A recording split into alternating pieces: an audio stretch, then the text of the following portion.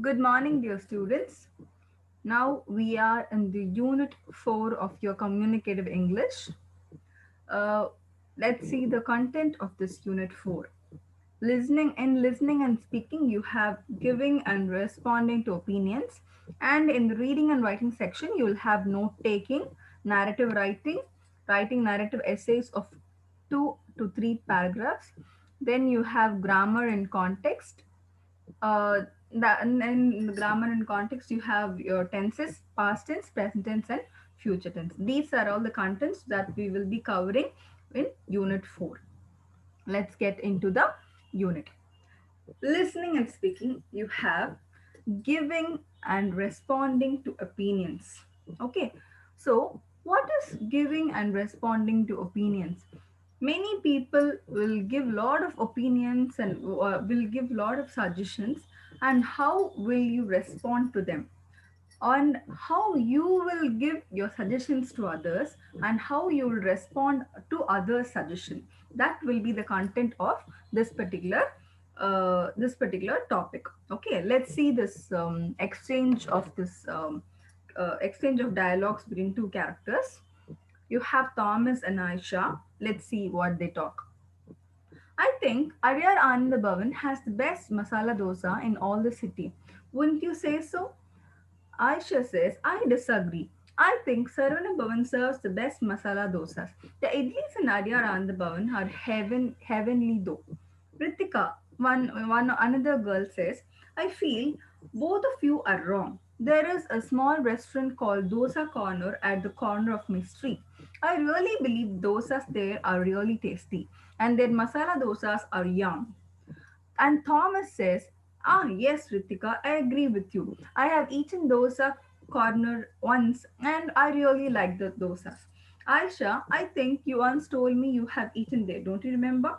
Aisha says, yes, of course. I completely agree with both of you. Dosas were very tasty. I have also eaten idlis in Babu Mess. That's right next to it. The idlis were extremely soft and tasty. Okay. This is one exchange of conversation between three friends, Thomas, Aisha, and Ritika. So they were talking about the food and they were talking about the deliciousness of each and every restaurant. So this is one example of giving and responding to opinions. Okay, this is how you will respond. For example, your friend, you're talking about a particular thing. For example, you're talking about uh, two important varieties of food, or two varieties of mobile phone, for example, you take, and you're talking about that, and one of your friends says this version is better and that version is better, this has more specification, that has more specification. How do you talk, how do you go about it in a very pleasant manner? You should not engage into any argument, you must not engage into any fight, but you must take the conversation in a very pleasant manner. You must talk in a very pleasant and decent manner so that the other person is not irritant with your communication. This is one such example. Next, we'll move next example. An exchange in the marketing department of a company. Same like exchanging and giving opinion. Let's see one example.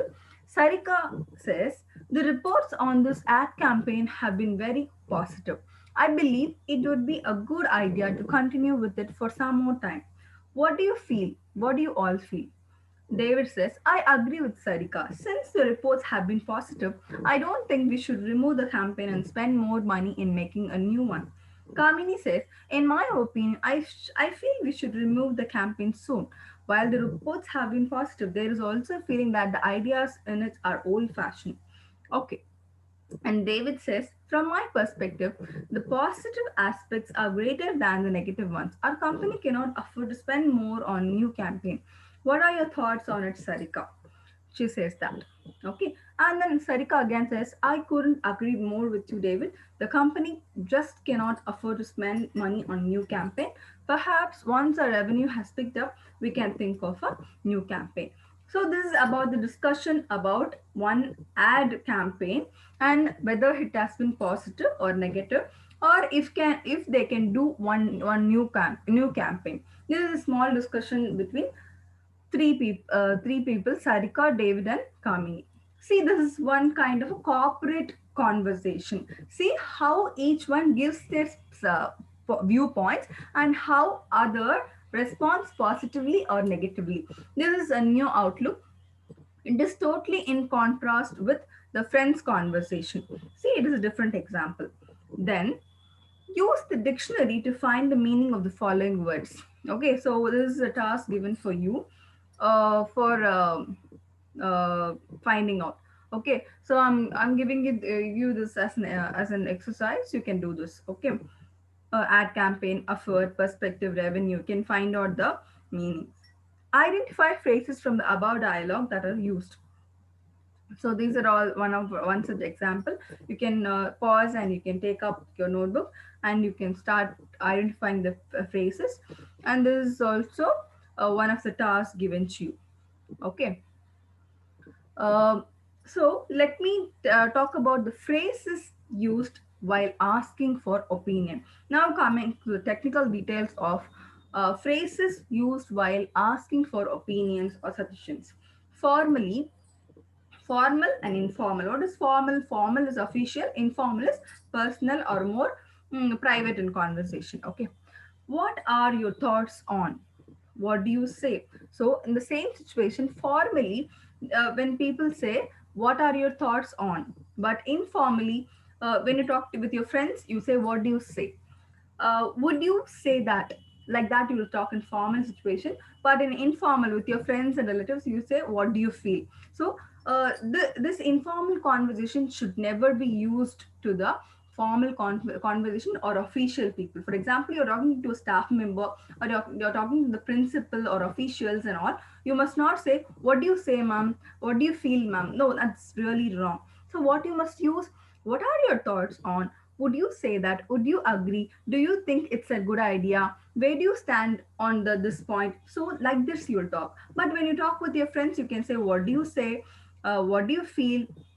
You can use the name of the person and you can just put a question. Do you think it's a good idea? Do you agree? All these you can talk only in the informal fashion. So, you have to understand that very clearly. Then, phrases used while giving an opinion. Okay, this is when you are the previously we talked about when we are asking for opinion. When you are when you are suggesting someone, how will you talk in the formal? Formal, you'll say, in my opinion. Informal, you'll say, I feel that.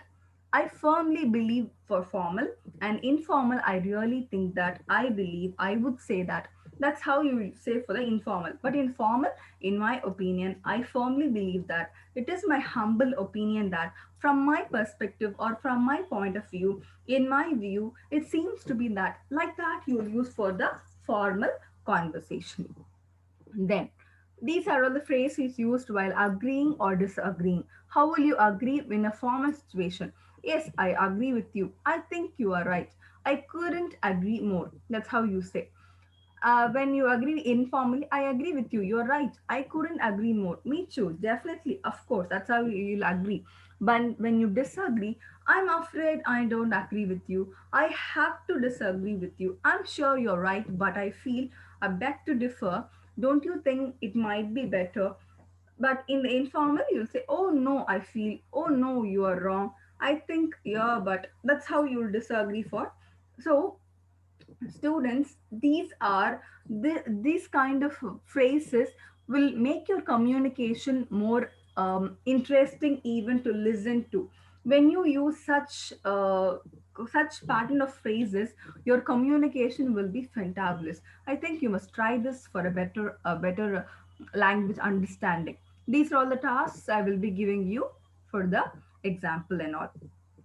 Okay, so for the reading and writing section, reading and writing. So what can be taken for the in the reading and writing section? You'll have note taking. So note taking. Most of us take notes when we read our textbooks or in any reference book. If the book is our own, we may take notes on the margins. If the book is borrowed from the library, we will make notes in our notebooks. So all of us must be doing that, no? When you read your books, many of you will be taking your pen and starting to write the meanings and whatever you understand in the sides or in the margins and all. That's called as note taking. Okay, so That's a basic thing that we all do. So now you have a passage, and you can have the outlining method, then you can have the mapping method, then you have many other tips for note making. Okay, this note making will see in detail in the next session.